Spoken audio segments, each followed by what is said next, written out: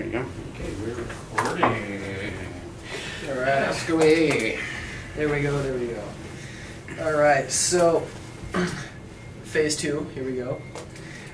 So I guess what's bad about the everyday cleaners that we're currently using and that we buy and we use every single day? Well, it's an issue of toxicity and what they're doing to us and what they're doing to anything living, anything to do with water. Cleaners today, the predominant amount of cleaners that we purchase are they're petroleum-based products, and those products don't react very good with natural things. But that's not all of them. There's natural-based products that are nasty as well, and this is where you get into product claims that you make when you buy a product. The Ecolocal people did a survey of over 1,000 different products and only found one that actually their marketing claims they found out were true. And you wonder why people don't believe product claims, right? Yeah. And if you look at them, actually I wrote this little booklet here, How to Kill Your Cleaning Staff. Okay. And the whole point of this booklet is it's a really green guide to cleaning, but the idea is to make fun of all the product claims. So how can you tell if it really is green or if it's just a false claim? Well, again, green is misleading all on its own. Look at the product claims, all natural. Okay, well, cobra venom's all natural. Would you like some? It's going to kill you, right? Non-toxic. Well, non-toxic is a marketing buzzword, right? But the truth is, in science, non-toxic means nothing. Vinegar, to you and I, is non-toxic. You put it on your fish and chips, you eat it, doesn't hurt you. Pour that in a fish tank and you kill everything right away. So toxicity in science is relative to an environment.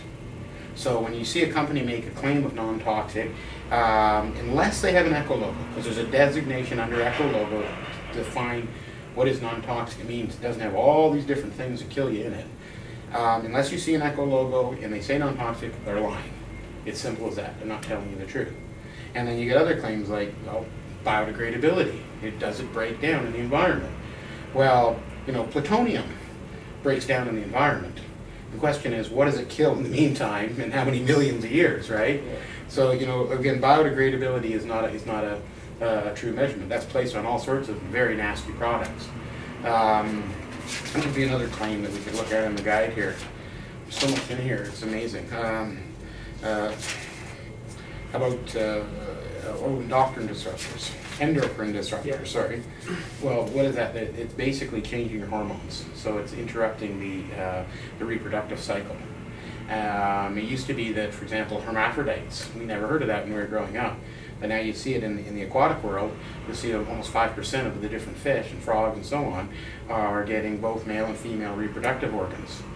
Well, this is a scary concept. It's playing with the whole life cycle. So when you're absorbing these cleaners, that's what's happening. It's a scary chemistry experiment is what it is, and it's going right through the humans and then again right into the aquatic world. But probably the biggest scary thing about cleaners that people can relate to is cancer. Cancer rates have just gone through the roof. And I think it's 1 in 2 people now are going to get cancer. And it used to be, again, when we were growing up, and we're not very old, it was like 1 in 40. And if you look at things that you're exposed to,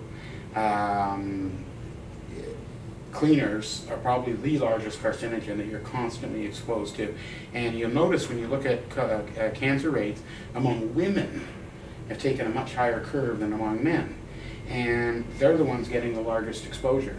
There's very interesting correlations. Now, there's multiple causes, right? These are the diseases of modern man. Yeah.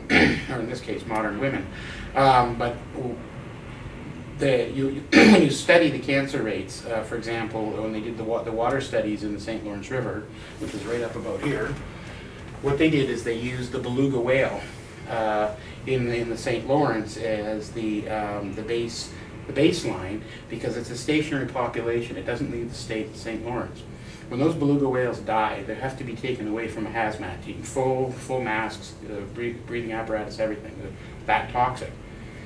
The interesting thing is, when you compared the belugas to the fish and to the sheep and dogs and cats and then the humans on land, the rates of Alzheimer's, MS, and cancer were all pretty much parallel. Wow. So, what the humans are getting or what the fish are getting. It's in the water. It's in the water. That's the point. And we're creating it. Now, where does that come from? And when you source through the constant exposure, you'll find that the cleaning products are at the top of the list. And that's pretty scary, you know, and nobody knows about it. They don't see it. It's out of sight, it's out of mind. So they're not seeing, again, the frogs are all disappearing. That's why, you know, we have this constant, they're the barometer in the water. So the parallels are all there. And the biggest thing we can do is make a switch that gives us a better lifestyle. So we get all the cleaning we want, and better of it. We save money, and then we eliminate all those items. And we do make the attachment. With our purchasing power, we can actually change what's happening in the environment as a whole.